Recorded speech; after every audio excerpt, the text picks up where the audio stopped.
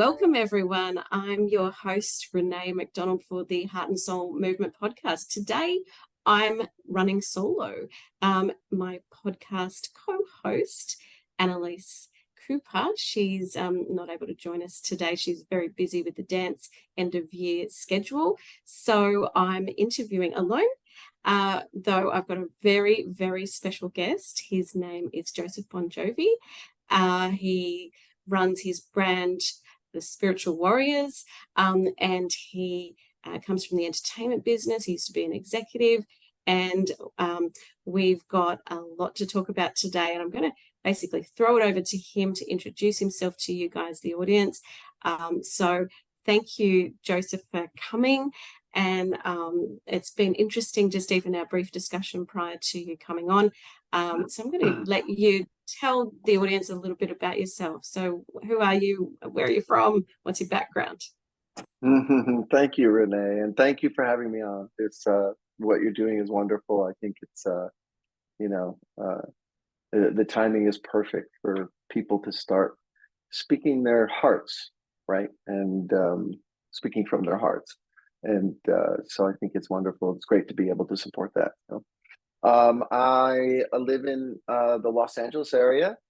And although I grew up on the East Coast of the United States in New Jersey, I've been out here since the 80s and been in the entertainment business, specifically the music side or the live entertainment side for most of my career, over 30 years. And also, and something I didn't tell you when we were talking before we hit record was that I've been sober. Actually, I'll be sober 40 years on December 28th. So yeah, I got sober at a very young age. And that really, the reason I really mention that is not because I'm, although obviously anyone should be proud of staying away from drugs and alcohol for that long, but it's a way of life for me now. But the point is that it's also what started me on my spiritual path, right? Early on, 40 years ago. If you know anything about sobriety and AA and whatnot, you know that there is a very spiritual side to it. It's almost Buddhist in a way, in the way it approaches it, with one day at a time. All these like cliches that they talk about, right? And in AA, and so for me, it clicked for me quickly because of that. So anyway, and we'll talk about that a little bit if you like. But so over COVID, during COVID, I got to really kind of make some changes in my life because I was forced to. I look at it like one of those moments where the universe just does for me what I can't do for myself, right? And shut down my business because it was tied to live entertainment. And because of that, I was sitting around saying, okay, what do I do now? Well, what have I always wanted to do? I've always wanted to be a life coach and a mentor. So I went and studied under Jay Shetty to become a licensed life coach and a mentor. I've always been into meditation early on in my sobriety, but even the last 10 or 12 years, I really got into it deeply and went to a couple of retreats at the Chopra Center down in Carlsbad, which is south of Los Angeles, and Deepak Chopra. And really, I loved their style and the way they approached it. And so he had a school that you could go and study to become a licensed or a certified meditation instructor. And so I did that. And then wound up building a business or creating a brand called Spiritual Warror. And started to launch that and started to get clients on the life coaching side and the mentoring side and meditation classes and whatnot. And when things opened up, I started having actual classes with people live, because meditation, although it's great to do over Zoom, it's even better in person. It's that connection. It's it's the power of a whole room of people, meditating at another level of consciousness, or trying to anyway. It's just amazing. And so I realized this is my passion. I realized that I love it. It's like these aha moments that my clients have is like the most I feel guilty sometimes being paid, honestly, because I get so high off of it. And I learn a lot more about myself as well, and they say the best way to learn something is teach it. And in a way, that's what we do, right? Is we especially if I'm mentoring someone, we give to them what we know got us to where we are, right? They want what we have, kind of thing, which is also a concept in AA, by the way. So it all kind of comes together for me. And so the problem was that I couldn't make nearly as much money as I was making in the entertainment business doing this out of the gate. It's going to take a while to build a business that can sustain me financially. And so I've decided to do both for now. And so I consult in the entertainment business, and then I also am building my what I call a wellness brand, or spiritual wellness brand called Spiritual Warriors. And so yeah, that's me. Excellent. Such an interesting and fascinating background that you have, Joseph. So I'm just, there's so many questions I'd love to ask you.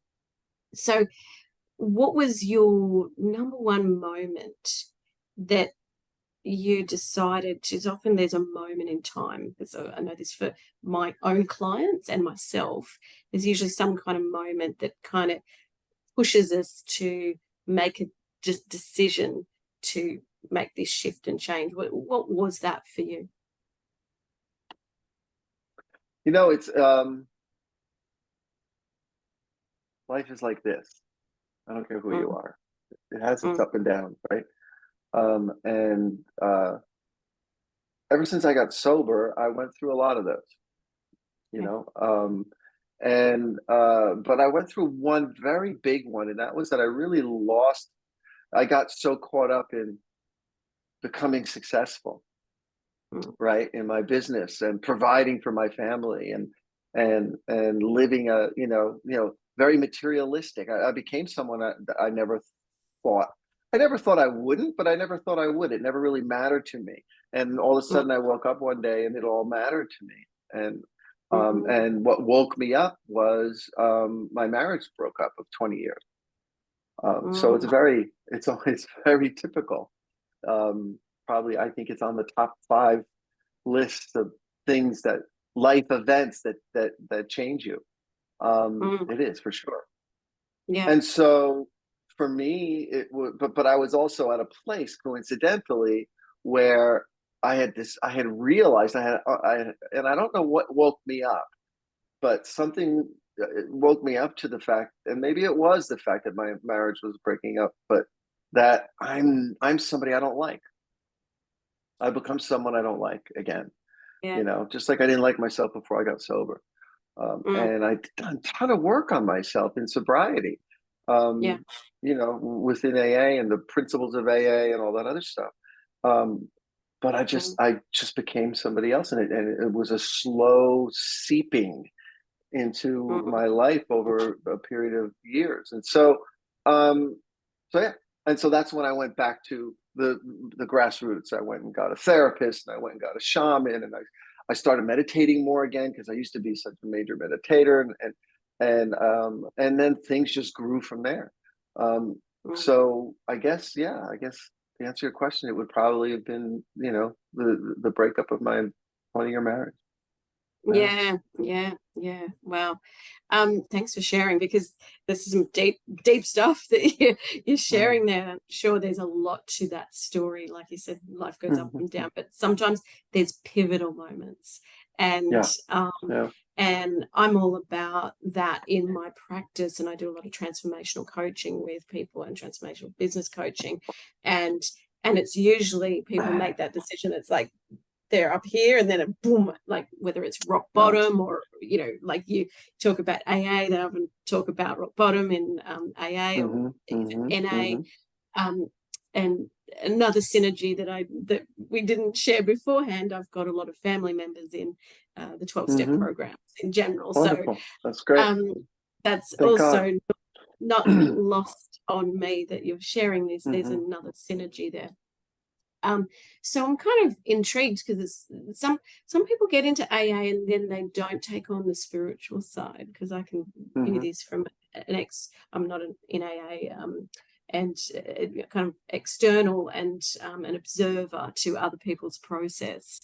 So I guess there's this, you can take it warts and all in the AA, or you can in the AA process, or you can just take parts of it, from what I observe. And so I'm intrigued that it sounds like you really just jumped in full gusto into the spiritual kind of way of it from just where I'm sitting. And I'm wondering what was it that kind of opened you up into that world? Actually, I didn't grasp the spiritual part of it quickly at all. Okay. I was raised Roman Catholic. Mm. Dun, dun, dun.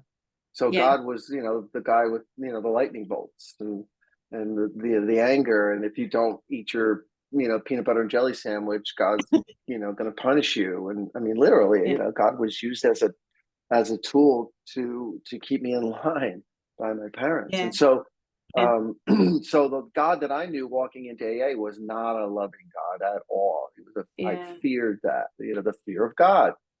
Kind of thing, and so and it never, I think that was part of my revolt, right? Was not only to that, but to my parents for that. And so that's what I dove into. I dove into the steps. I dove into a rigorous inventory of myself and dealing with these, what they didn't call them triggers back then. They just called them problems and issues. And the ones that were as prevalent as possible. It was kind of like, it was like the that game where you hit the hammer on the thing that pops up. What's it called? I forgot what it's called. But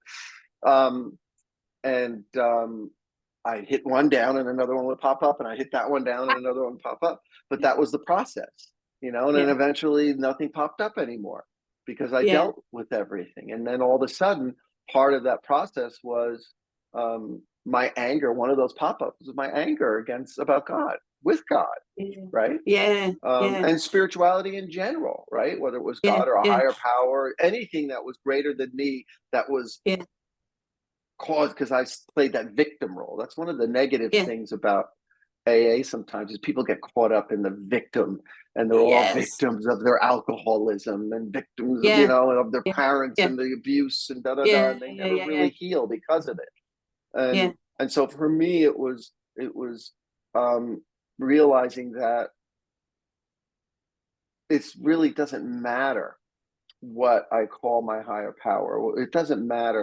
What matters is that I believe that I'm not in complete control of anything, and that something else is, and it comes from a place of love. And I'll never forget that I think it was my sponsor that told me, he says, you just, and it's in the book too, just you can use a kitchen sink.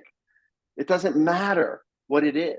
Okay, my kitchen sink is my higher power. Great. What does that really mean? That means you're not. That's all. It means that you're not in control, that you don't know all the answers. You're going to stay open. The saying, if you're green, you grow. If you ripe, you rot. Stay green and be open to learning and understanding. And then that brings humility, which is wonderful, which also brings gratitude. Now, all these wonderful things start coming in your life once you let go. And so that's where that is where my spirituality started to blossom. And then since then it's obviously evolved significantly through reading and studying and working on, with other people. Just the kernel there that you said, around, if you're green, you grow, and if you're ripe, you rot. Yeah, is that an AA saying? Because I don't think I've heard that one. Oh no, it's not. No, it's just something I heard. I don't even know who said it, or maybe it was said differently and I've changed it. I don't know, but it's always resonated with me.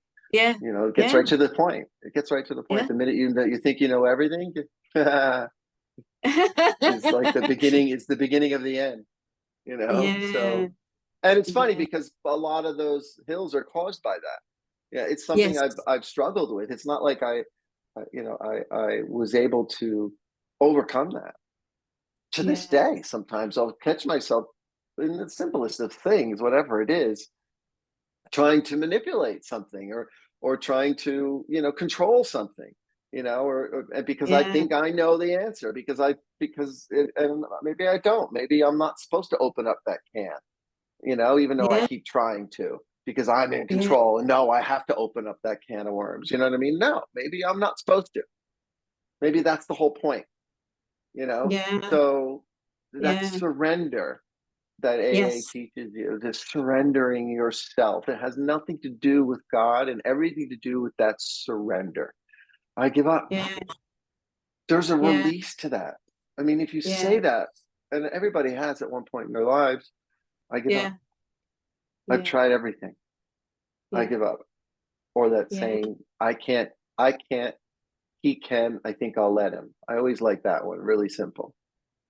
You yeah. know, Mm, I can't, mm. he can, I think I'll let him.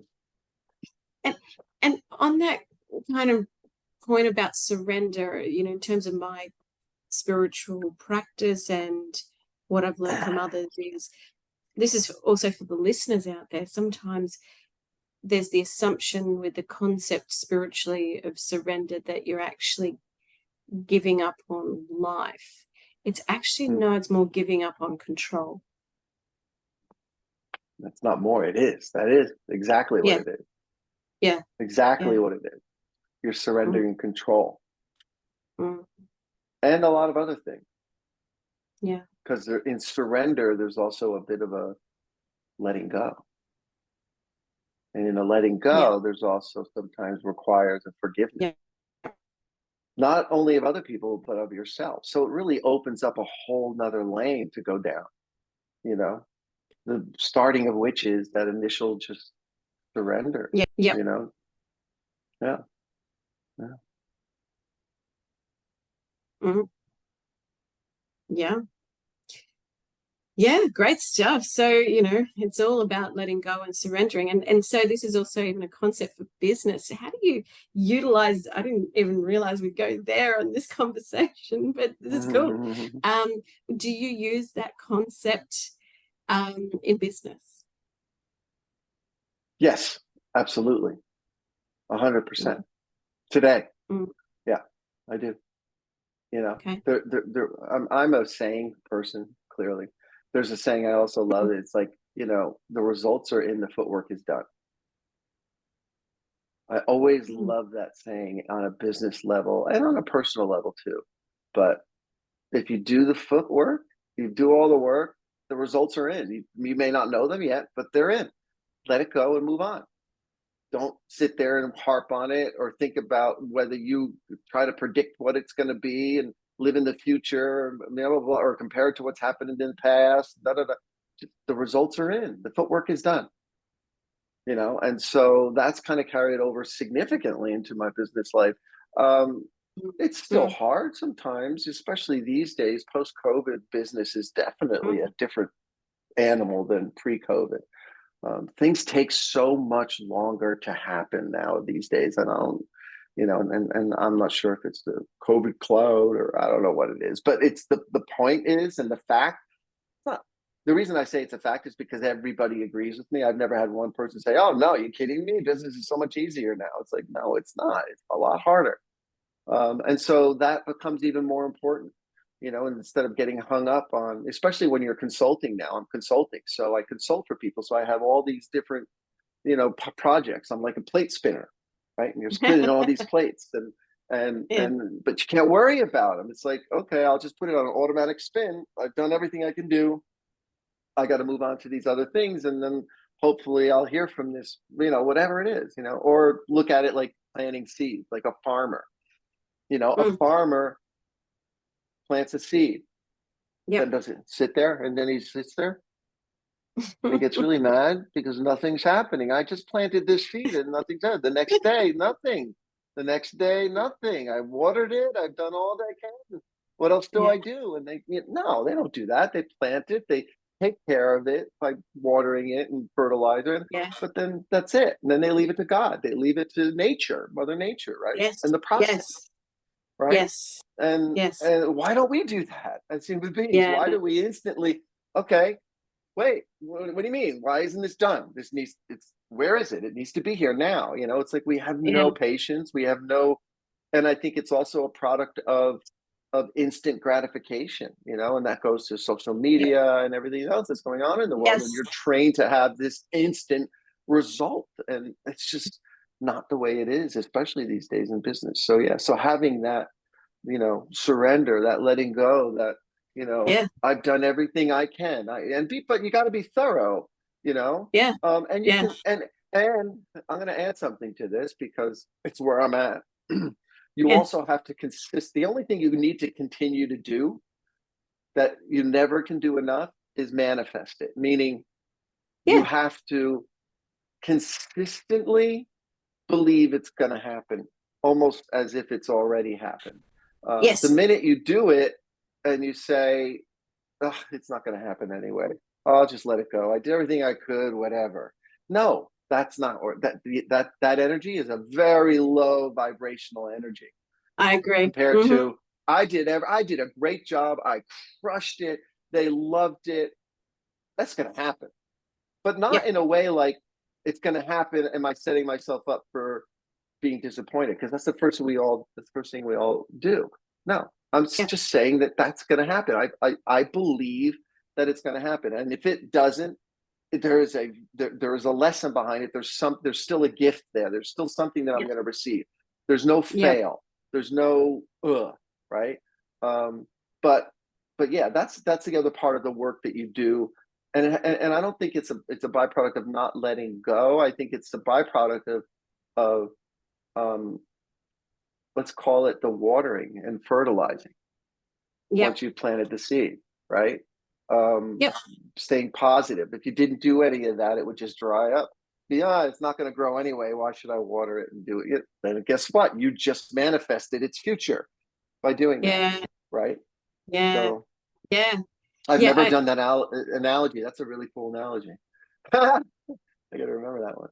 Yeah. Yeah.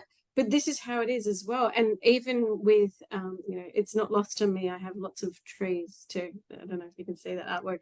Um, but yeah, so I work with trees, and Heart and Soul Movement is actually about growth. So, yeah, so synergy. So I love it. yeah, and when you do plant the seeds, because often therapy talks about this kind of stuff, um, spiritually and also symbolically. So there's a lot of, Metaphorically, yeah. yeah, metaphorically and symbolically, like you kind of even thinking in that way. So Yeah. yeah, the farmer can put down his seed, but some of them will grow and some of them won't. And Yeah. sometimes there's no rhyme or reason for which one grows and which one doesn't. That's what's fascinating Yeah. about the Yeah. growth Yeah. process. Yeah. Yeah. Mm, Yeah. It's true. Very true. But you've done mm, everything you can do as a farmer. You've done everything. The rest is up to something something else other than yeah. you, Yeah. and that falls into that whole world that I study and still study. Pema Chodron. I don't know if you know who Pema Chodron is, but she's an amazing writer, and she's a Yeah. monk. Um, Cool. Pema. The last Yeah. name is Shodron, Chodron, and she believes, as many monks, as many Buddhists believe in Yeah. her practice, that nothing. She believes in impermanence, not Yes. permanence, impermanence. That Mm, that the most joyful way to live this life is by believing to your core in impermanence. Um, and the reason is because it's true. Because everything around us is constantly evolving. The yeah. trees, the house that you are in and that I am right now will eventually crumble and into dust. It's decomposing. It's, you know what I mean? Everything is in a constant, I mean, look at the atom, look at, what we're made of, and it's constantly moving and shaping, and you know what I mean? Yep. I mean, when you Yep. think about, the atom is like 90% space, 99.9% space, right? Why is this solid? It's Yeah. because of Yeah. because of this constant change, this constant motion and movement. But as human beings, what's the one thing we all have in common? We hate change. Why do we hate change when we live in a universe which is based on change? It's crazy. It's really crazy. Yeah. So that impermanence and really embracing the impermanence of life. That doesn't mean, oh well, fuck it, I don't have to. I'm not going to get a job. I'm not going to do anything. It's all going to end anyway. That's not what it is. That's not what it means. It just means that things evolve. That nothing is forever. Nothing. Zero. Right. And that includes bad stuff. It's not all good. It's not like, oh, nothing good is forever. And that's the first thing people think. Oh, you mean I'm going to lose all my money one day? You mean my marriage is going to fail one day?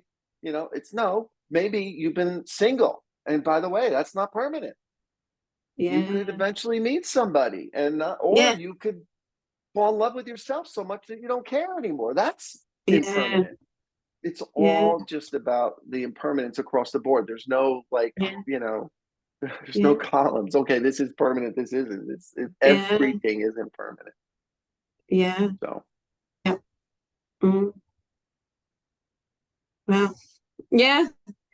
Profound. I didn't know we'd go to this place with our conversation today, but it's awesome. I think about these things all the time. Again, there's so much synergy. And on that note, I've found in existentially speaking, because I've been trained in existential psychotherapy, we talk about in that line of work that meaning is where humans then find joy. So creating a life of meaning usually is about accepting impermanence. However, also accepting that we need to have some kind of pursuit or something that we do so that we fill our cup and fill others, because humans are not designed in isolation. We can't just live a Buddhist monk forever, sadly. So this is the push-pull of being human. We need connection, and yet we also sometimes need isolation. So there's a kind of a pendulum swing between those that duality. Yeah. No, that makes a lot of sense for me. And I one of the things I really dove into when I first started studying deeper, right, was this whole concept of purpose. And finding our purpose. How do you find your purpose? But there's a process to it that's important. Forget finding your purpose for a second and think about the process of finding your purpose. And that process is letting go of a lot of things, or working through the things that are blocking you, working through your unworthiness that you didn't even know existed, but was planted there when you were 5 years old by whoever, right?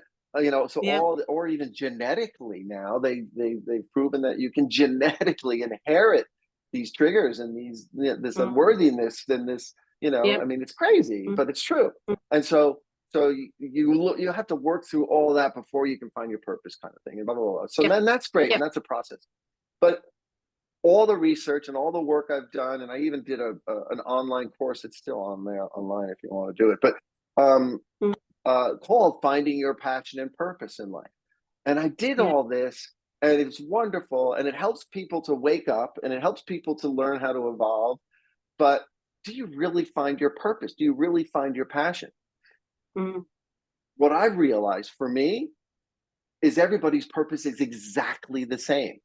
I don't care who you are, whether you're Bill Gates or you're some, person that, that makes $20,000 a year or whatever. It's all, your purpose is the same, and it's not your job. It's not your marriage. It's not being somewhere at the right time because to save someone's life, or it's none of that. It's helping other people. It's that's as simple as that. I don't care who you are. When you help another person, you feel amazing. You feel amazing that you just made a difference in someone else's life. Yeah. You want to find your purpose? Go help others. That's it, in my opinion. Okay? Yeah. And it's the best. I mean, it's the most fulfilling thing in the world. It really is. And I've experienced it. I didn't have to become a life coach to experience it. You can help other people, you know, especially when you have kids. You know, you have that unconditional love that sets you up to just, all you got to do is help them, constantly help them, you know, to where it drains you, which is also not healthy. But if you do it right, it drains you and fills you at the same time. You're putting it out and then you're getting it back, like almost simultaneously when you make a difference in someone's life, right? You can put all this work and love and care and effort, you know, into giving, you know, being there for them, even if it's in silence and just sitting there and being there, you know, and then you get it back. I don't know. That's my point. But and it's a very general statement because there's a million things you can do to help other people. You know, you could be a graphic artist and be helping other people because your art inspires them. Your art makes them happy. It makes them smile. The smile is contagious and it makes the world a better place. And more people smile. That's simple as that. If more people smiled, if you could simultaneously do a global smile where everybody has to smile like you are right now for a minute around the world at the same time, I guarantee you there'd be a measurable effect in the energy and that you know, in everything. So so you don't have to be a spiritual guru or whatever to help people and be there for other people. There's a billion things you can do. And I think that's where I got lost in the business, in the music business, was eventually I wasn't helping anyone. It was just greed. And I was dealing with other greedy people and it was just greed.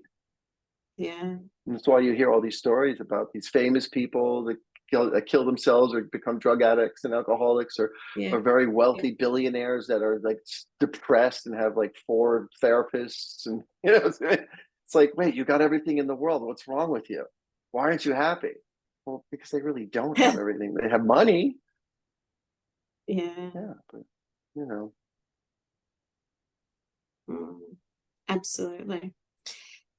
And money isn't everything. I love that you brought in helping others, because I've built a career on helping others. And you know, it sounds like you're building that too. And just there's a lot of researchers that talk about this too. You might be interested. Do you know Martin Seligman's work? Have you come across that? No. Okay, so Martin Seligman talks about authentic happiness, and he argues exactly what you're basically talking about is that, it's doing good for others, whether it's helping or not. But it's like, you know, like you say, you know, the artist or the life coach or the what, you know, or you can just be there and you know, bring up your children. You could be a janitor. Yeah. You could be a miserable janitor that hates his job and hates his life, or you could be that janitor that, like, you know, makes a difference in the kid world, you know, whatever, just by his position, just by his whatever, you know, his light, his lightness of being, you know. It doesn't matter. It doesn't matter who you are. And what you do. And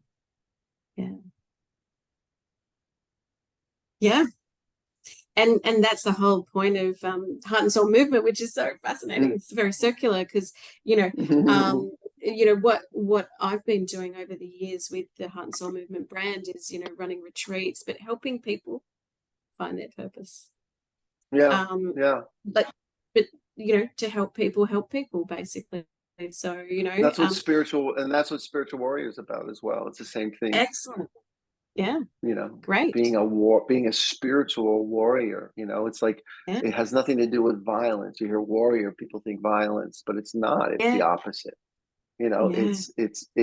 It's having enough passion about Yes. spirituality to the Yeah. point where you are a warrior. Yeah. You're fit. You're fit spiritually, right? Yeah. Yep. And then you use that spiritual fitness Yes. to go help others and make them Yeah. spiritually fit. And you know what I'm saying? Yeah. And that's what being a Excellent. spiritual warrior is all about. Excellent. I love it. So yeah, we're pretty much out of time. And Mm. yeah, do you want to, just for the listeners listening into this, can you just tell people where to find you and how to engage with you and how you'd like them to do that? It's I have a website, myspiritualwarriors.com, plural. Yeah. And contact info is there. The online courses are there. There's you can book a 20-minute kind of free session with me to figure out if we're right for each other or not. If you're interested in Mm-hmm. the life coaching or mentoring side of things, there's a bunch of stuff that's in there. So yeah, that's the best place. Yeah. Excellent. Excellent. Thank you so much for sharing and caring too.